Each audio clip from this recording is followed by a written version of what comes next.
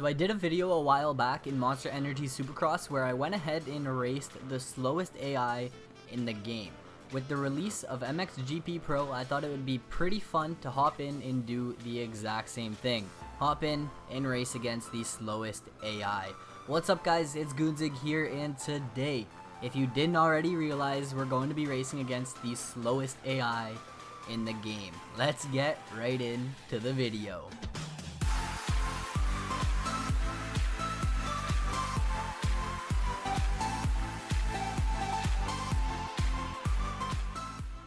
Alrighty guys, so I wanted to do this episode a little different. The other videos I've done on the slowest AI are literally just me sitting down and racing a race and then kind of looking at the results and seeing how we did.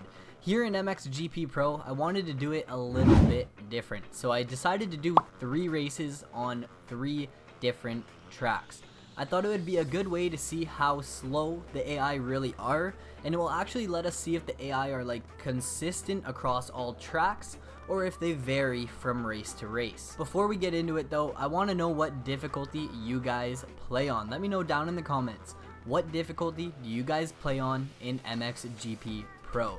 Me personally, I hopped into the game and threw myself into a realistic career, which you can actually find on the channel, guys. The first episode of my career mode playthrough was my first race in the game, or pretty close to it. Like, I think I maybe hopped in and played on the compound before that, but there's no going back after racing a realistic career. Like, you can't go back after that.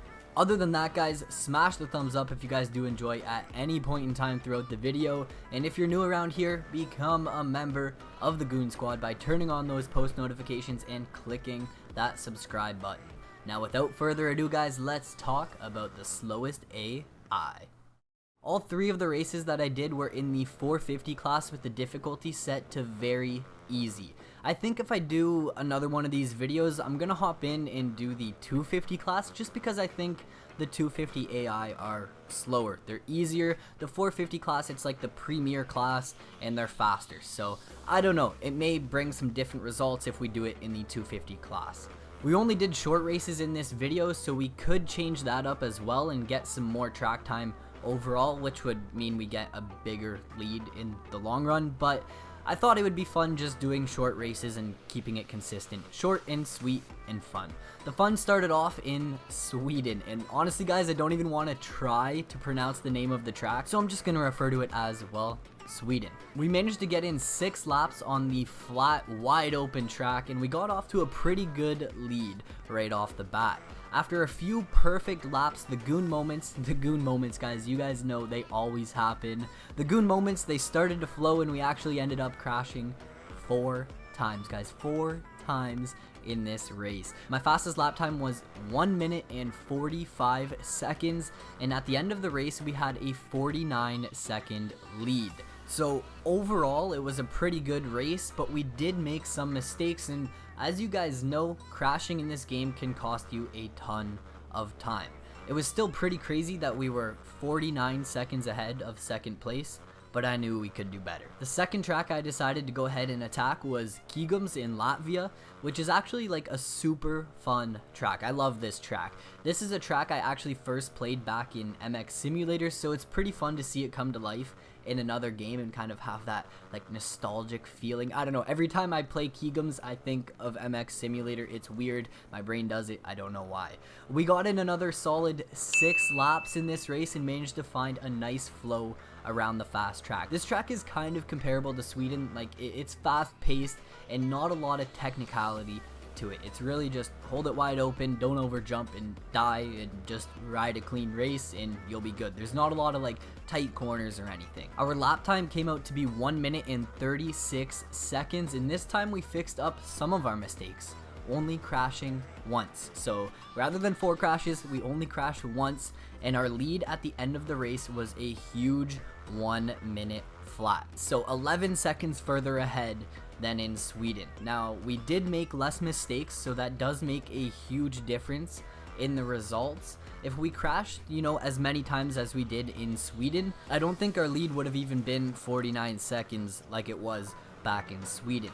Now, the final track I hopped into was Ernie or Ernay, I'm not sure how to say it, but this track is in France. Now this track is on a totally different level.